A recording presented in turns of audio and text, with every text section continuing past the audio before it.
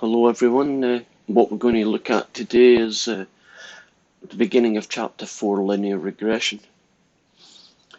So the first concept within this idea is scatter plots, association, and what we'll eventually call correlation. So let's get the little guy moving. Well, you've got a scatter plot. Essentially, that's just like plotting a whole sequence of points. So for instance, a very simple example of what a scatter plot might look like. You've got the height of 5 individuals and their weight in pounds, and you can think of this as the x coordinate and this is the y coordinate, and if you plot those you get what is essentially called a scatter plot. Now if you notice that the horizontal and vertical scales don't always necessarily start at 0.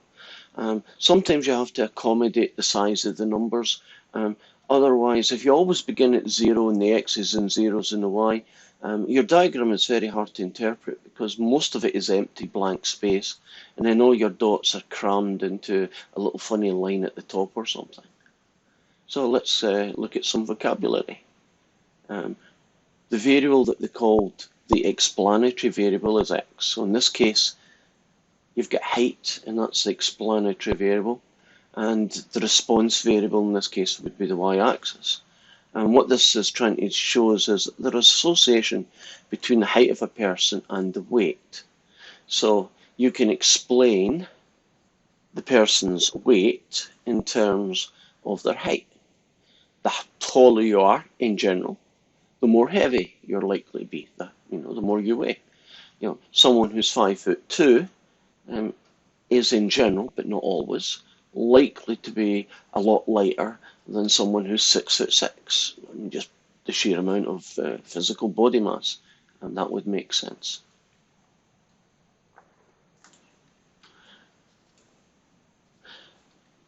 We move on a little bit further. Here is a story, an example about the English and your math scores or your marks of 10 different students.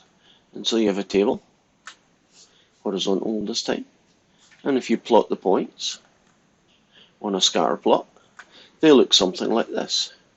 There is definitely a trend going on here. I mean, it's not a perfect straight line. You're never going to get that in real statistical data, but it is sort of a linear, isn't it? And what that is reflecting is that someone who got a good or better English mark is likely to get a good or better math mark, right? The higher your English mark, the more likely the higher your math mark.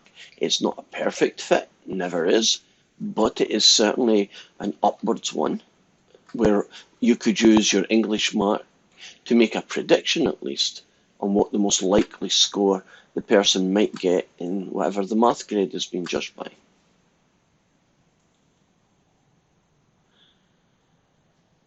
So what we're looking at now are the 4 usual things that you look at when you look at a scatter plot. You're going to look at trend. You're going to look at how strong that association is. We're going to look at the direction. And finally, we're going to look at some unusual features that it may or may not have. So when you look at a scatter plot, what's the general shape do the points follow? Are they linear? Are they curved? I mean, what do they look like? Well, here's some examples of curved data. And this here is the baking temperature, and this here is a score. So essentially, the person baked cookies, and they had the oven, say, at 150 until they were done, and they had them at 600 till probably were burnt. And then people eat the cookies, and they give it a score from that would kill me, which would probably be a 0, to very good, I like it a lot, 10. So you can see this is certainly curved data. It's not a perfect curve, as I said before, but it's curved. And this here is a linear one. It's linear, meaning it's a straight line. So next you look at how strong is this association. All right, the data's curved, but is it kind of vaguely curved? Is it really clean? All the data points are almost always exactly on top of each other, as a nice curve would be. Is the linear a really good single straight line, or are the data all over the place, but sort of a linear? So we would use, in general, these three terms. I don't really care that this is curved or straight or whatever the shape is. What I'm looking for is it a strong association? Well, can you see that this set of data points very clearly follow a curve? And although there's a few bits and pieces that are slightly out data points, in general, they're almost all where they should be if you drew a single curve through that data. Now we're talking about a smooth curve, so you don't do a zigzag curve to try and join the points, but a single basic smooth curve is what we're talking about. And so this is strong. This curve data isn't quite as good as this one. Do you see that there's vertical variations in the points, especially over here and in the middle? But it's not bad, it's a moderate. Now this one here is weak. I'm thinking it's probably linear.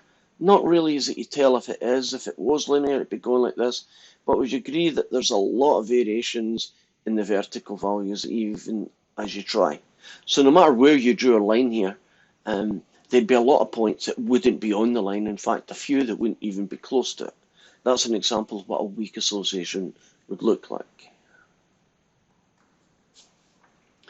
Now, last thing we're looking at, or second last I should say, is the direction of the data. So what we're talking about here is the association positive. Is it basically going uphill, or negative? Is it going downhill? So let's look at some pictures, some scatter plots that exhibit those features. Now, this set of data, the data that went like this, as the shutter speed gets bigger, this number here also gets bigger. So if you're traveling from left to right and you're going uphill, you would think of that as positive association. As you travel from left to right, if you see yourself going downhill, according to the data you're going downhill, you would describe that as a negative association. Now, not all scatter plots have positive and negative association. Many of them, I don't have any. Can you imagine a curve that went down like a happy face and up? Well, it wouldn't be positive or negative. I guess it would be a negative at the beginning and positive at the end, but we don't describe things that way. We only describe them as positive, meaning they're always going uphill, and negative, they're always going downhill. You could have a set of data. Can you imagine a set of data that was just a random circle of dots everywhere, no discernible shape? That would have would not come under that thing, that description at least. So look at our final fella, unusual features. Right, imagine you got height and age and you do a scatter plot and you've got one guy kind of noticeably out of the data. To me, the data is roughly a big long sausage going like this. And if you think of it as a kind of vague, general linear shape, this one just doesn't fit. That's an outlier. You can see that particular outlier in the scatter plot. So let's now put the whole package together and we'll look at how you might describe some data. Well, we've got the data that looks like this, and then another one we have some data that looks like this. Right. If I was talking about the basic trend here, or the shape, this is curved.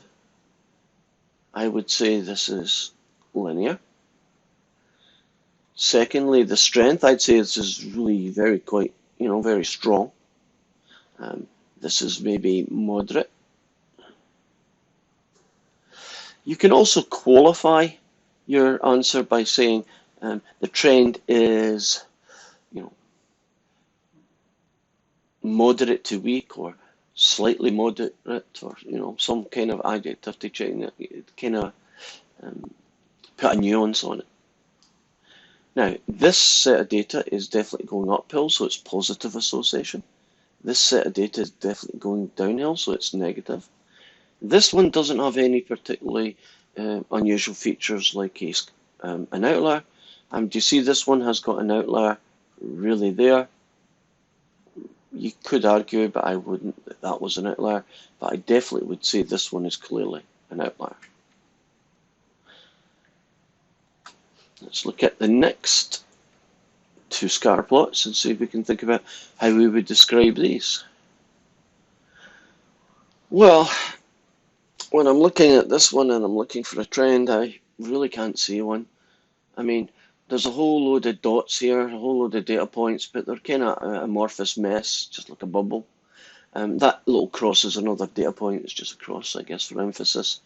You cannot use your imagination. I know our imagination says a big load of dots in a thing, so if you kind of join all the dots to the thing, it makes you seem to see some kind of trend upwards.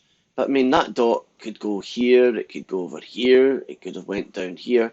As I move this dot around, do you see your mind wants to move the association in a different direction, in the direction whatever the dot happens to be in. So, no association for that one. This one is weak, but it is probably linear, right? This one is clearly an outlier, and this one has probably got an outlier there, positive, linear, and weak. So you can put all those different terms together, and what that allows us to do is to describe a scatter plot using words that show us the main features that that particular scatter plot has. And that's the end of this lesson.